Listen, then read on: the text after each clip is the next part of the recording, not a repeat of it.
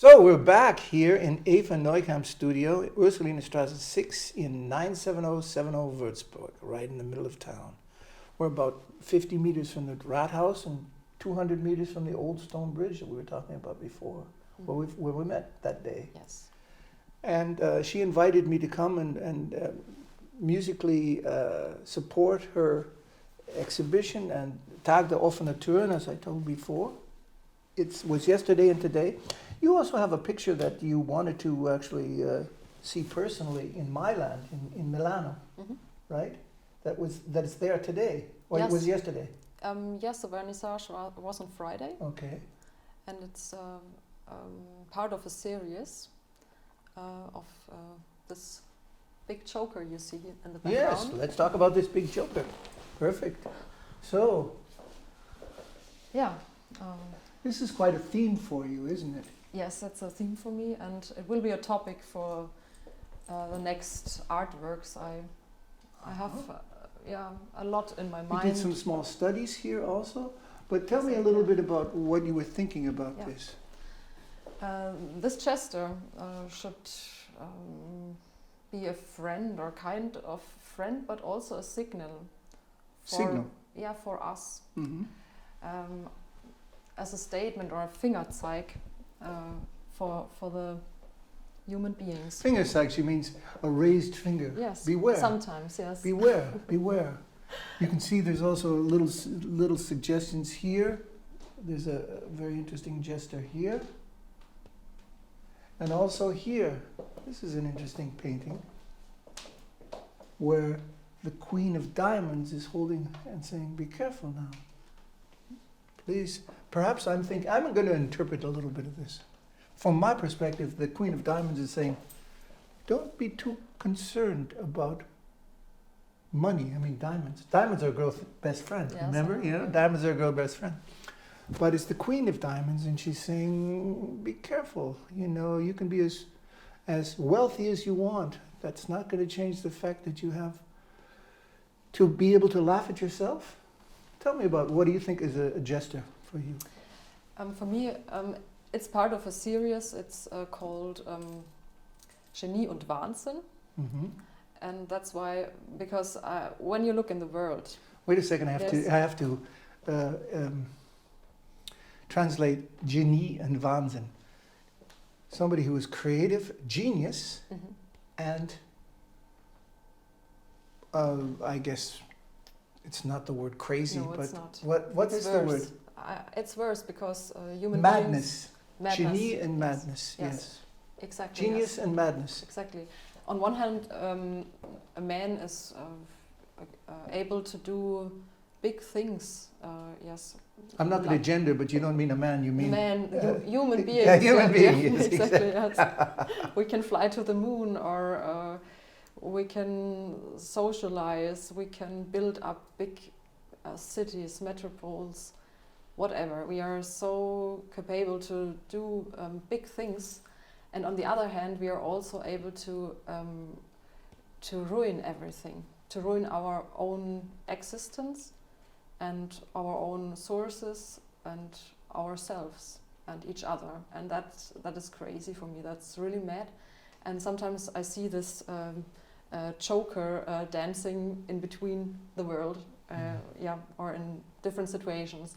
And so my idea was to put this Chester or choker into different situations, like you see it here on those paintings, and to make a parallel to our life, to our world.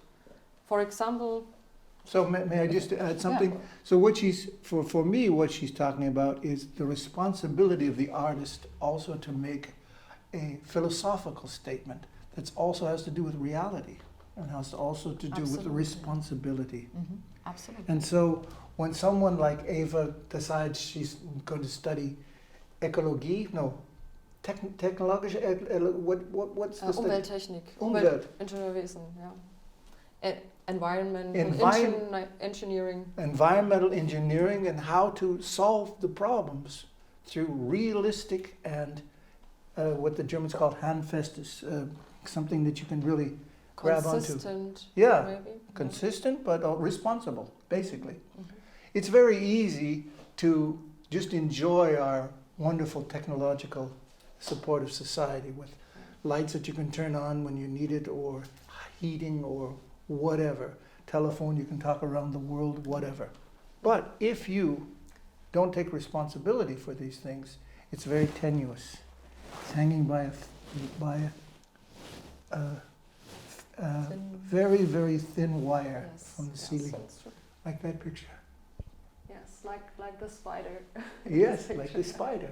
Yeah. Yes. So, Yeah, that's the point. For example, this painting, just for understanding, that shows kind of a city made with those little building blocks. yeah Children's building blocks. Bauklötze. Yeah, Bauklötze, children's building blocks. And on one hand, human beings are able to build big cities, as I said, and on the other hand, they just destroy it. And for me, this Joker appears in between and says, "Hey, man, think about what you're doing. What are you doing there? It's your own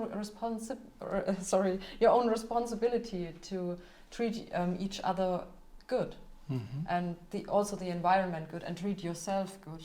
Be in harmony with everything." So, I think it's very actual, this topic with the Chester, with the Joker, and also the historical background of the Joker is very interesting.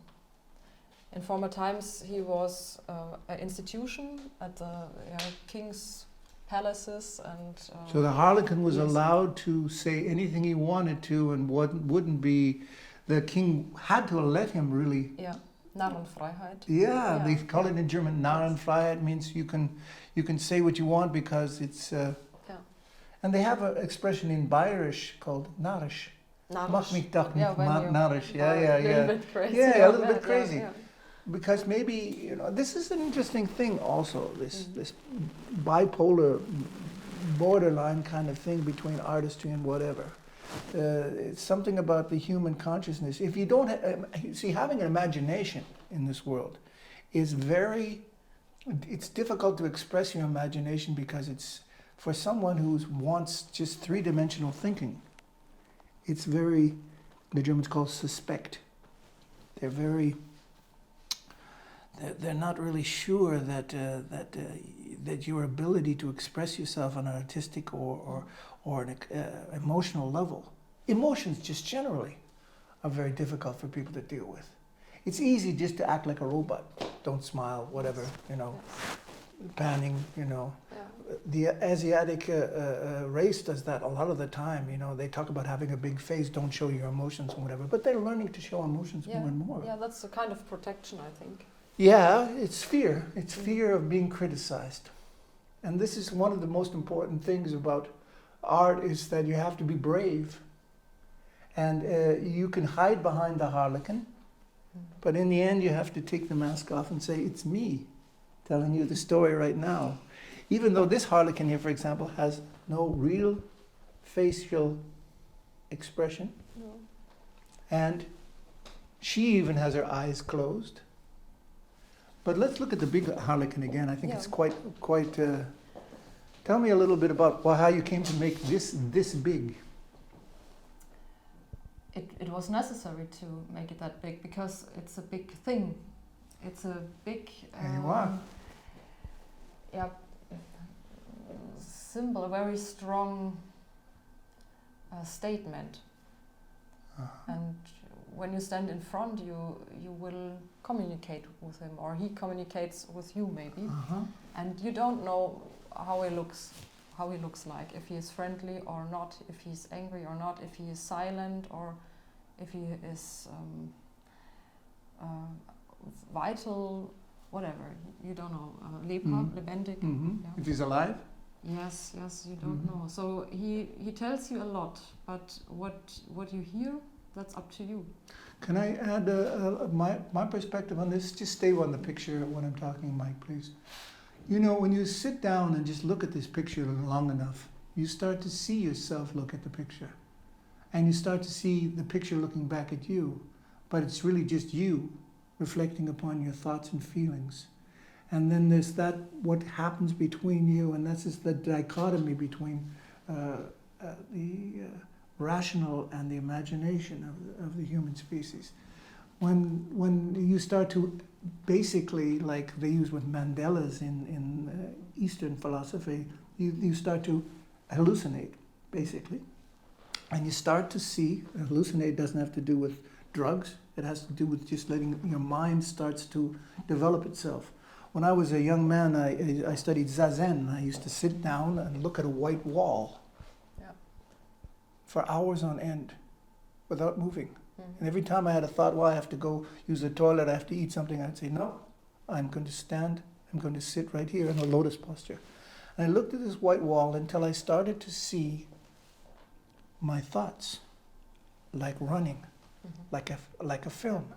And I realized I'm not even my thoughts, because if I can watch my thoughts, I'm not even that. Yeah. And so if you get to that point, then you can start to look at a picture, and you can see how that picture is allowing you also to reflect upon your thoughts, feelings. Yeah, it's one of the biggest steps to realize that you are not your thoughts. But it's not easy. I think it's very difficult to... It's difficult also. Really not to be your thoughts. Yeah. No. And at the same time also I read a book called Beyond Success and Failure, which is a very important book about how to be beyond someone else's judgment. You have to live with yourself. You have to accept yourself. I'm not talking about narcissism when I say love yourself, but you have to accept yourself. If you can accept yourself, then you can accept someone else. There's also a famous book called I'm Okay, You're Okay. It just means, oh, nice to meet you. Because I see people as a part of me. When I look at Eva, I'm seeing me looking back at myself through her eyes. And now that's philosophy, but it's more than that. It's also psychology. And it's also reality. But at the same time, it's on the border to religion. Because when you start to realize that your feelings are who you are, not your thoughts, your feelings. Because your thoughts might be a reflection on things that you've experienced before, or ideas that you could have or ambitions, but your feelings are right now. And being here right now is what it's all about. As a musician, when you improvise... Yeah, great, yeah. Yeah, it is.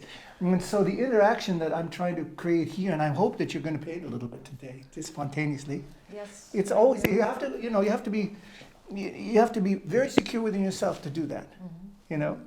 And I'm hoping to give you that a little bit from me, this secure in yourself kind of thing. I'm pretty secure in myself. Not always, but I try. No, I don't try. I don't try. That's the thing. If you try, you can't. I used to say to my students, don't try, do it.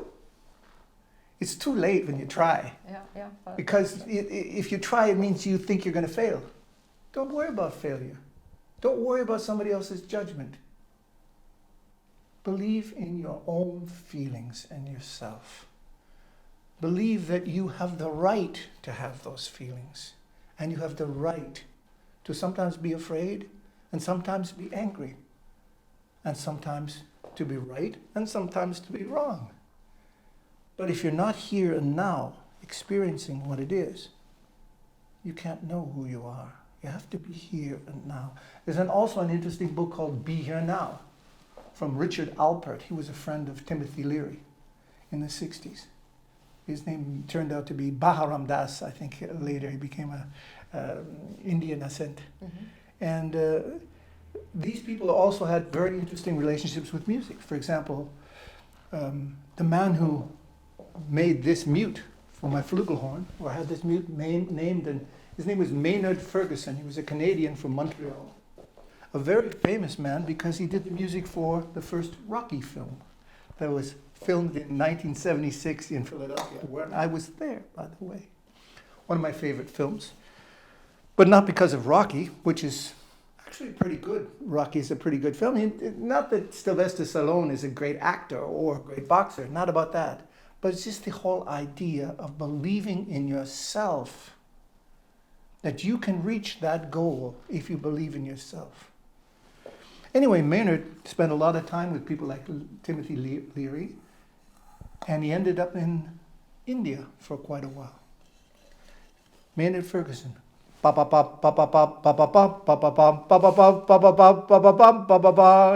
that music? Yes, I know that music. Yeah, but actually this music goes back to the 15th, 16th century in Italy. It's from Monteverdi and Gabrieli, the great composers of that area in northern Italy. Yes, so he's he's using themes that are going back 300-400 years, and then adding ba-bam, bam, ba-bam, bam.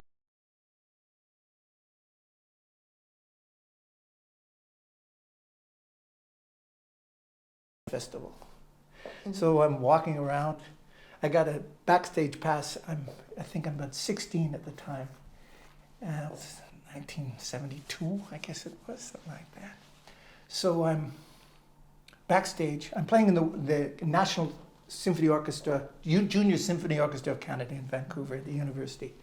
And we're doing, I think, Petrushka. And there's a Japanese, Akiyama's conducting. Yes, I know. Thank you. But I have to finish this story.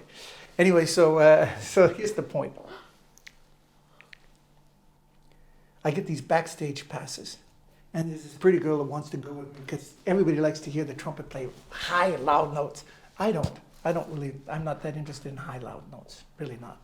I'm interested in what's between the notes.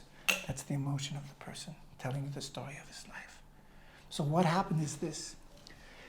Woody Herman's band is playing, and he's Thundering Herd, and I see and I get backstage.